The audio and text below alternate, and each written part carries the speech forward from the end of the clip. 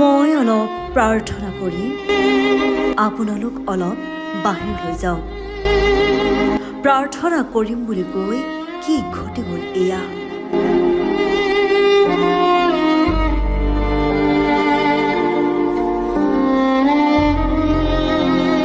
এটা প্ৰচণ্ড শব্দই জোকাৰি গ'ল চৌপাশ। সকলো উধাটো খাই গৈছিল। কি হৈ গ'ল এয়া? কাষত পত্নীৰ মৃতদেহ, তাৰ কাষতে তেজেৰে তুমুৰুলি হৈ পৰি আছে স্বামী শিলাদিত্য চেতিয়াৰ মৃতদেহ। 10 মিনিট পূৰ্বে মৃত্যু পত্নীৰ, ইয়াৰ পাছতে আত্মহনন স্বামীৰ।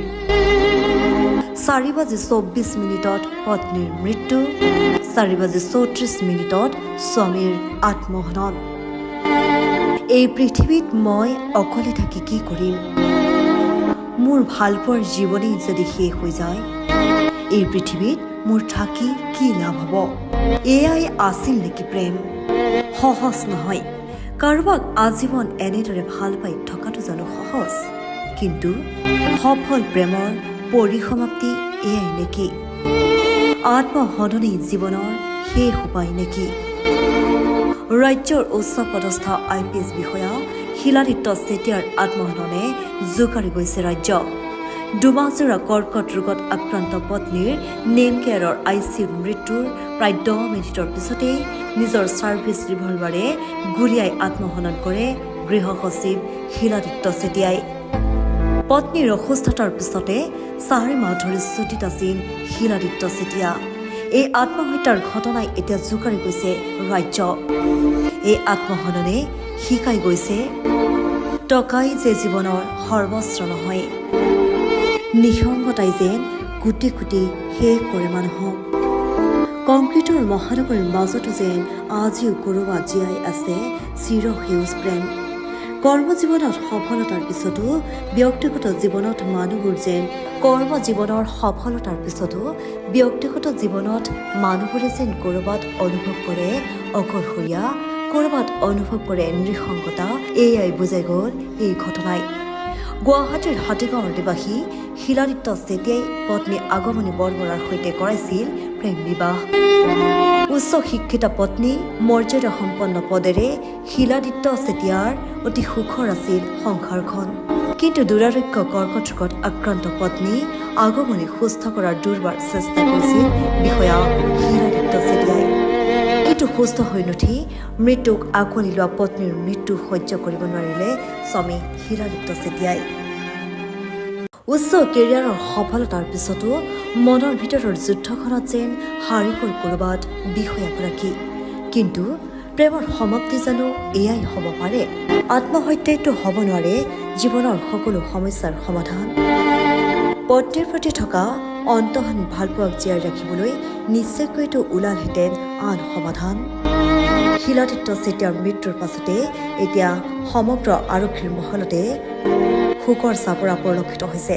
সকলোৱে এতিয়া মানি ল'ব পৰা নাই এই মৃত্যু। ইয়াৰ পাছতে এতিয়া সামাজিক মাধ্যমতো দেখিবলৈ পোৱা গৈছে শোকৰ ছাপ।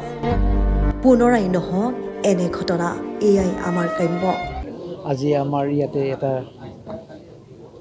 ঘটনা সংঘটিত হ'ল। শিলাদিত্য চেতিয়া তেখেতে আত্মহত্যা কৰিলে। তেখেতৰ বিশেষ আগমনী বৰবৰুৱা প্ৰায় 2 মাহ ধৰি আমাৰ ইয়াতে ট্ৰিটমেণ্ট কৰি আছিলে।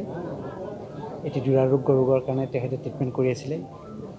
কৰাৰ পিছত প্ৰায় 3 দিনমানৰ পৰা পেচেণ্টটোৰ অৱস্থাটো বেয়াৰ ফালে গৈছিলে, সংকটজনক অৱস্থাত আছিলে। আৰু সেইখিনি কথা আমি গোটেইখিনি তেওঁলোকক আমি ভালদৰে বুজোৱা হৈছে, তেওঁ বুজি পাইছিলে। আৰু গোটেইখিনি থকাৰ পিছতে আজি হঠাৎ 4:30 বজাত তেওঁৰ পত্নী ঢুকাল।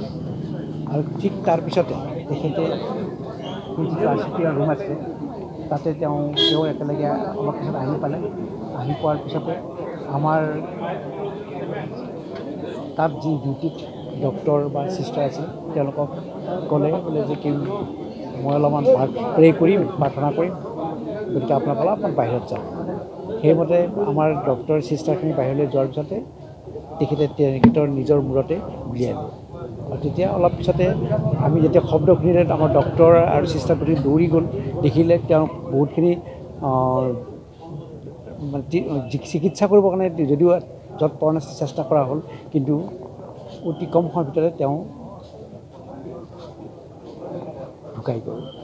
গতিকে আমি তেখেতক বচাব নোৱাৰিলোঁ, বহুতো কষ্ট কৰিছিলোঁ কিন্তু নোৱাৰিলোঁ।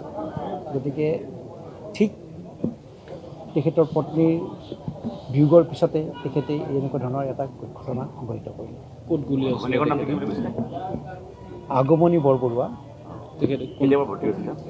তেখেত আমাৰ প্ৰায় 2 মাহ আগৰ পৰা ভৰ্তি কৰি আছিলে।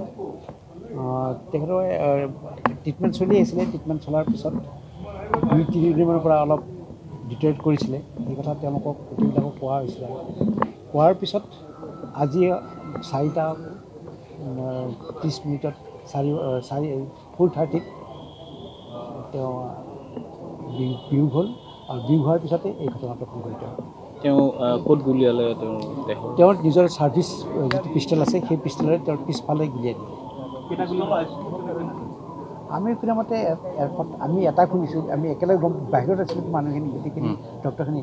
এটা খুব ডাঙৰ এটা চাউণ্ড হ'ল, চাউণ্ড হোৱাৰ দৌৰি গুচি গ'ল। ভাবি পোৱা নাই এইখন এনেধৰণৰ ঘটনা বুলি ভবা নাই, কিন্তু দেখিলোঁ যে তেনেকুৱা ধৰণৰ হৈছে। কেইটা গুলি লাগিছে বুলি ক'লে?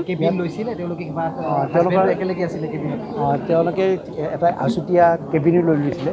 কেবিনত হাজবেণ্ড থাকে আৰু ICUত তেওঁৰ ট্ৰিটমেণ্ট চলি থাকে। তেনেকৈ বহুত দিনৰ পৰা ইয়াতে আছিলে, প্ৰায় 2 মাহমানৰ পৰা ইয়াত ট্ৰিটমেণ্ট চলি আছে। মানে কৰ্কট ৰোগত ভুগি আছিলে।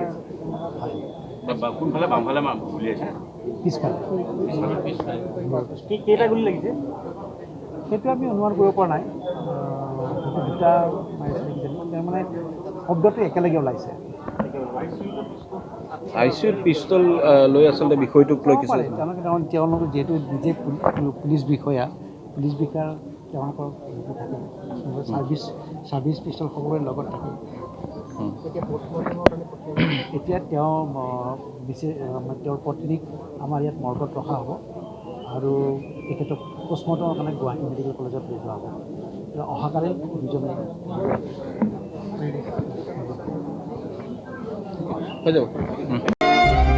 News desk খবৰ.com